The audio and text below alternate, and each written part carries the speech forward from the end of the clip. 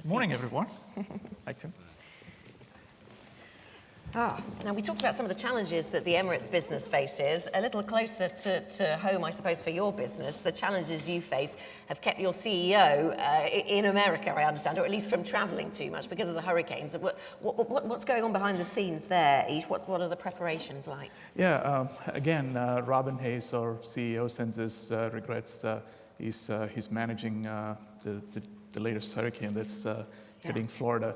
In our industry, we call it a tail swap when things don't go well. So I'm his tail swap today. So we made it. The Hurricane Irma is on its way. So it started its devastation through St. Martin. Pretty much the airport is completely wiped out, and 185 knots wind coming into Florida makes everyone nervous. So I'll be back home tonight and supporting the operations. What have you done ahead of that? So the state of Florida and Puerto Rico have declared state of emergency. So there's a lot of preparations going on. As the governor announced, there's only so much the government can do when you have such a hurricane force coming into the islands and into South Florida. We have started planning winding down our operations and also evacuating customers out. As you saw yesterday, we were running on peak schedule, trying to get our customers and crew members to a safe place. And over the course of next 2 days, we shut down the operations, and when things get back to normal, we start up these operations. This is something we do day in and day out every year in the U.S. Literally batten down the hatches. Yeah, it's difficult, especially when you have 1/3 of your flying into Florida and a network that's like 1,200 flights a day and 38 million customers. Yeah. Even the slightest disruption makes it extremely difficult for us to manage. Well, we're very pleased to have you because obviously we've been talking a lot about digitization and technology. So we are pleased that you're able to join us and give us your thoughts there. Let's dwell just a little bit on some of the challenges for your business at the moment. And competition in the US market seems to be something that over the summer months in particular has really raised its head. Talk of price wars. I know you've cut unit revenue guidance just this week, I think.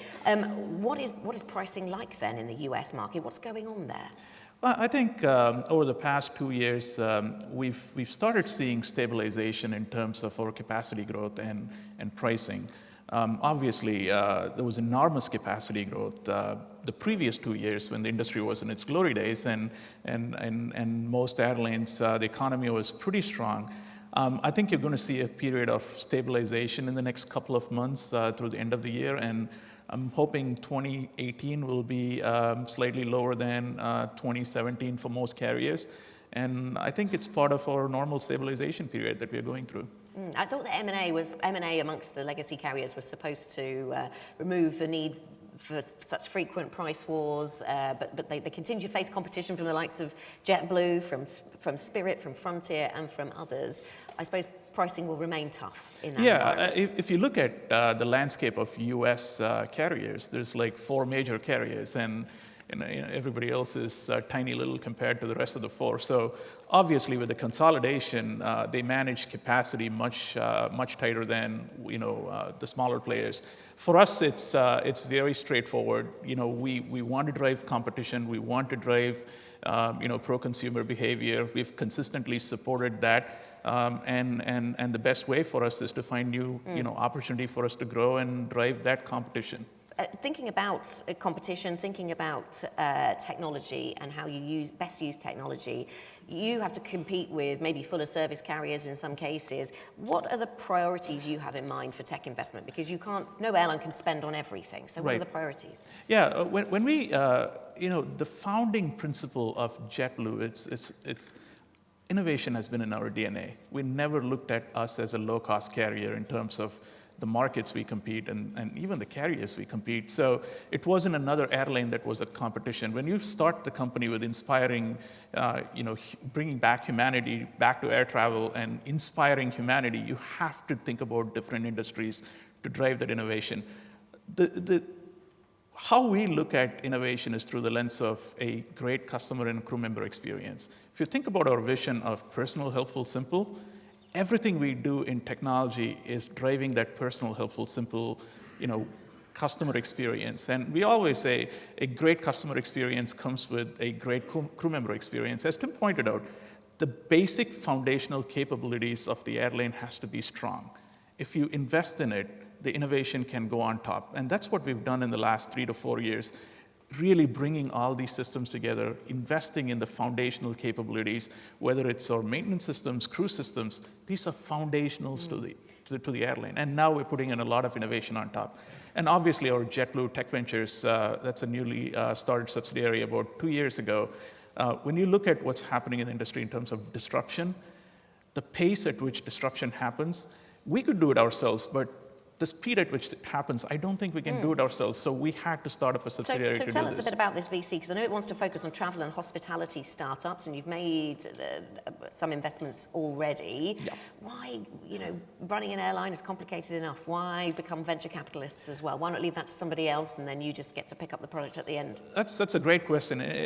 When you look back at JetBlue, the first plane that left JetBlue's hangar had live television in the seat backs.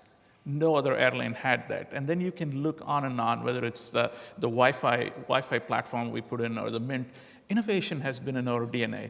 And when you look at what's going on today, that pace is extremely, extremely fast. And if we just want to do it in-house, it's not going to happen. And if you want to outsource, that's not going to happen either.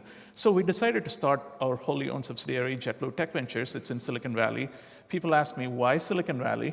If you look at the number of startups in the world, 20,000 startups, the talent that you get in Silicon Valley, the technology growth that's happening in there, there's no other place better than Silicon Valley, the planet, for us to start there.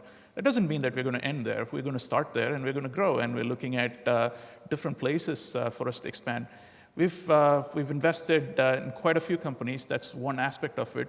When we look at how we bring in these technologies, that's where the JetBlue Labs comes in, because there's one point to go invest in these companies and just watch them. The other thing is to bring these innovation back in-house, and we're spending enormous amount of time to consume these technologies, bring it to life, and it's in everybody's goals for us to spend the time to bring them back in-house. If you're acting as a VC and working with startups, are you having to manage ever more supplier relationships on the technology front? Well, obviously, this is an industry, we have several partners sitting in here who keep us safe and secure. Quite fragmented in the sense that there's so many technology platforms that airlines need to relate to, and is that list becoming even longer? There's no way we can sit here and say one partner is going to manage everything, right? No. We have 570 softwares that run JetBlue today. The complexity is only going to grow as we see. But on the flip side, what we're seeing with these innovative startups is they're bringing in enormous amount of simplicity. With newer technologies, these startups, think about Uber. Uber completely changed the way a consumer works with a taxi company. It's a software company that just simplified everything. Look at Amazon, look at Airbnb.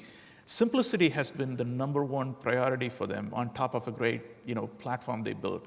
We're looking at these innovative startups to drive simplicity in our operations so we can be much more efficient in how we interact with our customers and crew members. Fortunately for you, I don't think there's an Uber for large jets just yet. I wouldn't have the landing space outside my house, that's for sure. We do have a great investment we've made, a company called JetSuite, which has a Uber-like component to JetSuite X. Who knows, that may click in the next few years and become very successful in regional travel. We've also invested in a hybrid powered aircraft in partnership with Boeing, a company called Sundaram, which is one of our pillars. We look at several pillars in our JetBlue Tech Ventures, and transforming regional air travel is a big focus for JetBlue, and our partnerships with companies like Sundaram will take us into the next chapter. Wi-Fi on planes is something that's increasingly available, sometimes free right. on your aircraft, free on some others. Is this all moving us towards a period where you don't need to provide any in-flight entertainment, any IFE anymore? You talked about the seat-back televisions as live streaming of television to people's seat-backs. Is that going to be something we're even expecting in 5 years' time? It's amazing. I just read some of the customer feedback last month. in a 321 with about 189 seats, we have close to 250 devices connected and streaming videos. In spite of all these things, our customers love the seatback television. That's the number one thing. So I don't think 2 devices, 3 devices is good enough for them. That's not because they can't work out how to connect it. I personally think seatback televisions will be there. It's how you stream videos into the seatback. We're working on the next generation, seatback televisions for our Neo coming up in the next few years. I think that screen will still reside in the seat, and you will continue streaming in multiple devices. And you need to continue having relationships with content providers then, the likes of Amazon and DirecTV. You need to use them rather than rely on the passenger to use their own device to watch, through their own contracts to watch their own television. Absolutely. Our partnership with Amazon has been very successful. We started small with them with content streaming. We're expanding into, shopping. I think it's a great opportunity. When you think about our model, I still remember Dave Barger mentioning to me when I joined the company 6 years ago, as Wi-Fi, I thought it was crazy to launch a satellite and with Viasat, but then it became the normal thing for us in JetBlue. But his philosophy was, when you go home, you have Wi-Fi. When you go to a hotel, you have Wi-Fi. Why is an aircraft different? But if you take a step back, JetBlue had Wi-Fi in our terminals for free for many years. So that's something we think it's an integral part of our customer experience. And it's not about just charging, it's finding a way to fund it, but give it as a part of your customer experience. And why is it worth doing it for free then? Why not charge for it? We've seen our Net Promoter Score to be the highest in terms of offering that Wi-Fi service. In the past, without the Wi-Fi service, we saw a dip in our Net Promoter Score in our transcon services when it's 5 hours of flying with no Wi-Fi. But we also see, not just with Wi-Fi, with several other amenities that we add to the experience, we see a nice premium in our fare. So 5 hours, we can't go 5 hours without Wi-Fi. This tells us something about the human condition these days, I suppose. Well, people can't go 5 minutes without Wi-Fi. That's why we started gate-to-gate, PED service. So, connected aircraft and connected customers are going to be part of our life, and we just have to deal with it. Okay. Other technology innovations I was reading about in connection with JetBlue, which I found fascinating. Face recognition software, otherwise known as selfie boarding passes. Yep. How widespread are these going to be, and how quickly? Well, if you think about our customer experience philosophy, personal, helpful, simple, one of the things that we look at is eliminating these transactions. I always say, some point we will have a transitional airport experience, then a transactional airport experience. We started this journey a few years ago with auto check-in. Why check-in? If you think about in the 70s when, agencies were selling tickets, the only way the airline knew a customer showed up was to check you in. Nobody needs that today with the technology. So we're looking at different stages in the customer experience and eliminating these steps. And one of the things that we did in partnership with CBP and CETA was to take that last step, of, scanning a boarding pass, standing in a line, how can you make that easy? And we looked at facial recognition as an opportunity for us to pilot in our Boston Aruba segment. It's with enormous amount of concerns with privacy and all those things said, the overall response, the customer satisfaction and the customer response was just outstanding. People just loved the fact that they could just stand there, take a picture, walk in without touching any of the systems. How much does it speed up turnaround for you? We were extremely... Or free up cabin crew, whatever the driver might be. So we were extremely concerned about the response times first. We're very surprised how fast the system is on the cloud. So we got through that hurdle. It is not extremely faster than the current boarding process because it's still in the early stages of maturity. There is still a camera you need to stand in front. But the next step, the next generation in our thinking is, can you just take a selfie in your cell phone and use NFC to just validate you are the person right next to it and just go through? There's no barriers in between you and the gates, and that makes it much more easier. And that's what we're thinking about in the future. Talking about innovation takes me into another area, which we talked a little bit with Tim before about low-cost, long-haul travel and how how long your flights could be or how far they could go and how far out of the United States they could go. This seems to be something that's brewing at JetBlue, but nobody quite knows where it's heading. When will I see you in London or in Paris? Well, it's not a secret. We're looking at our fleet strategy. We're looking at the 321 LRs and the NEOs. It's ongoing, and once we know the plane can support, you'll know it'll be public soon. So we've been working on it. These decisions seem, as Tim was saying earlier, these decisions so transformed by the availability of aircraft, and that's what so much of this comes down to, I guess. Correct. And when we look at our fleet strategy, we personally want to keep it simple now, and we would probably start any of these long hauls with narrow bodies to start with. We have great partnership with many airlines. Our friend Sun Tim, the largest partner we have. I think if the aircraft is capable and if the market is profitable, we'll operate. But you wouldn't do it you wouldn't do it in an all low-cost sense. You might have some premium traffic in there. JetBlue was founded as a low-cost, single cabin carrier. We are no longer a single carrier, low-cost carrier. We're more hybrid. And the model has evolved in 17 years. We do have lie-flat private suites in our 321s now. Obviously, we've kept the low-cost concept. And if you look at the fares that we offer, New York, LA, it's almost like one half of what legacy carriers offer, with a service that is far, far beyond what a normal legacy carrier could think about. And if you take the same stage length, New York, LA, and just point it to Europe, it's absolutely a great market for us. But right now we're looking at the fleet. The fleet has to make sense. The market has to make sense. The complexity is enormous when you start flying into different markets like Europe. So we will look at it, and if it makes sense, if it makes profits, then we'll fly. We were talking a little earlier about personalization and what the technology that needs to change to drive that, to enable passengers to personalize what they pay for. And Tim was saying, we talked about stripping back products and adding things on as you want them. What excites you most about the opportunities that still lie ahead to personalize that flight experience? Because I'm quite familiar now with saying, do I want this or do I want that, and add it in or pay extra. Right. If you look back in different points in the journey, I think most airlines spent enormous amount of time in the traditional shopping space. They didn't spend enough time in the day off travel space. It's still very complicated. Here you have a storm coming in, and I still have like thousands and thousands of people calling my contact center for reaccommodation. It's not very simple. Obviously, when you have a storm canceling, several thousand flights, it's complicated.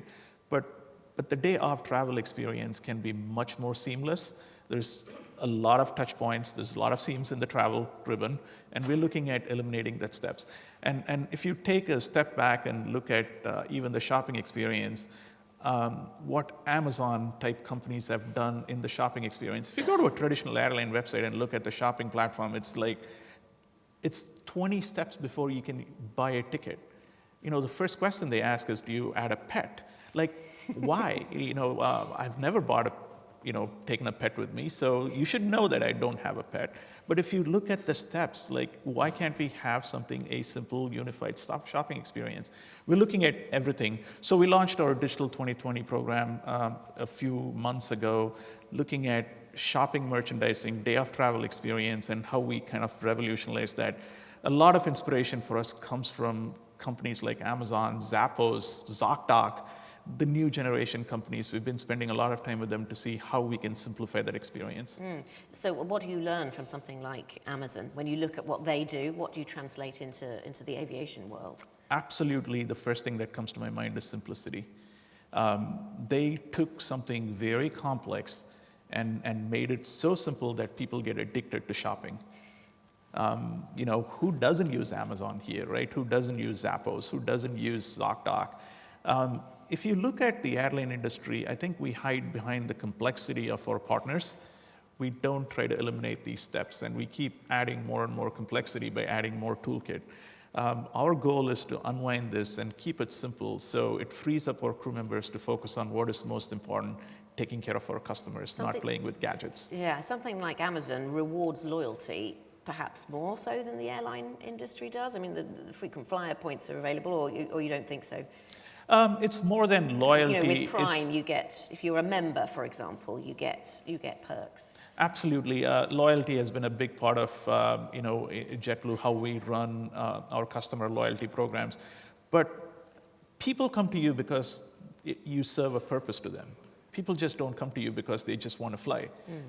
If you make that flying experience absolutely simple, you can drive more loyalty than just throwing in points and miles and all those things. We firmly believe that simplicity is what is going to keep us in business and make our customers happy. Make people addicted to Absolutely. flying. Eash, Absolutely. thank you very much. Thank you. Eash Sundaram, the CIO of JetBlue.